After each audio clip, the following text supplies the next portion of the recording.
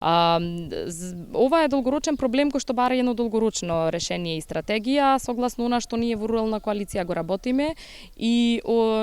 со оглед исто така и на нашите контакти на терен. Она што особено е многу значено за земјоделците пред се да постигнуваат конкурентност на самите земјоделски производи. Тоа може да го направат доколку имаме доволен број на откупно-дистрибутивни центри, меѓутоа исто така и доколку се почитуваат правилата на договорното производство. Може да кажеме дека законски сме доста добро поставени, меѓутоа она што ни недостасува всушност почитувањето на тие закони, почитувањето на договорната цена, затоа што законската основа е една, меѓутоа оно што се случува на терен е друго. И она на што ни алудираат земјоделците е дека е потребно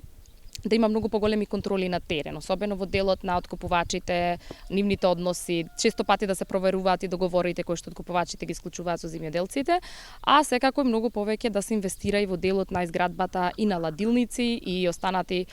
исто така откупно-дистрибутивни центри кои што всушност ќе го овозможуваат складирањето на земјоделските производи, а на таков начин ќе се зголемува и нивната конкурентност, ќе може подолго време да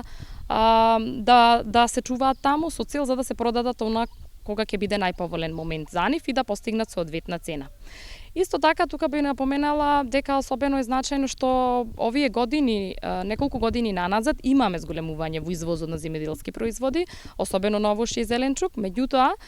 и еве во првиот квартал за 2021 извозот негде ни изнесува околу 55 милиони евра, што е за околу 13% повеќе од изминатата година. Меѓутоа тоа е затоа што се цените покачени, а инаку во однос на претходната година околу 6000 тони имаме помалку извоз на земјоделски производи, но она што загрижува и што е алармантно е што пак за 40% имаме поголем увоз на преработени земјоделски производи и токму тука исто освен тоа како наш предлог за отварањето на откупно-дистрибутивните центри, почитувањето на договорите со откупувачите, она што особено